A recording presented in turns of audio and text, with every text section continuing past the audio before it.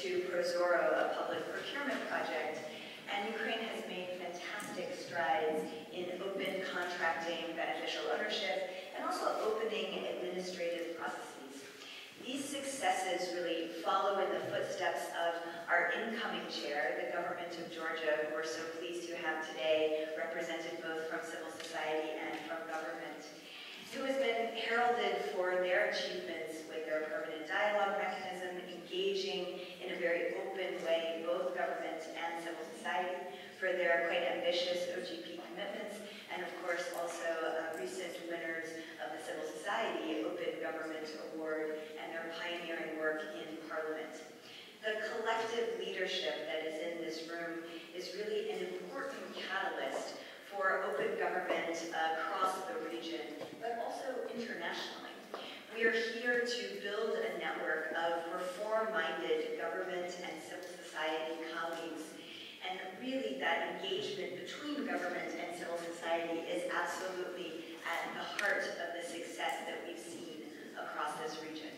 What we'll now need to focus on together is the concrete delivery on implementation that will lead to improvements in people's lives. We really come together today to discuss how these words that we use all the time, transparency, accountability, participation, this jargon that we talk about, can actually translate into real, meaningful action and systematic reform, not simply ad hoc projects or engagements that we hold up. It takes much more than a single champion or a single issue. It requires diversifying the ministries who are involved, strengthening the capacity of all stakeholders, and identifying the priorities that matter most to citizens, and ensuring that we are augmenting their voice in this process. In absolutely no other sector, in my very biased view, is this more important than in natural resources. As CEO of NRGI, I witnessed firsthand the critical importance of governance in this sector. In oil, gas, and mining industries, the dealings are opaque, the stakes are so high, and the revenues are absolutely massive.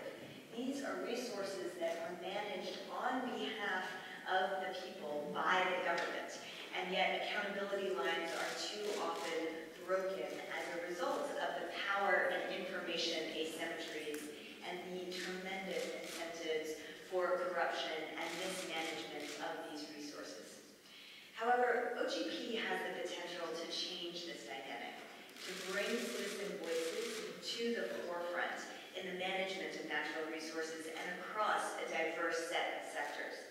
Over the course of today, we are going to explore how these challenges have been tackled and what challenges really remain.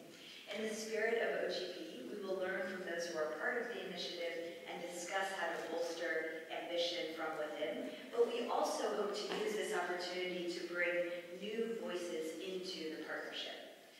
Globally, we absolutely are seeing the risks of falling prey to disinformation, to the rise of pretend populism, and to the closing of civic space. I won't pretend that OGP is a panacea for all of these things, but it can be an absolutely critical mechanism to turn the tide.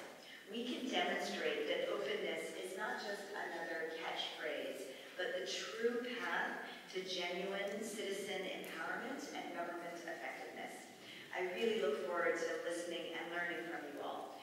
I'd like to encourage you all to please be very candid. This is a somewhat unique opportunity for us to come together, and obviously in this beautiful room, a very stately room, but I hope it will also be a room that is filled with openness very much in the spirit of this partnership.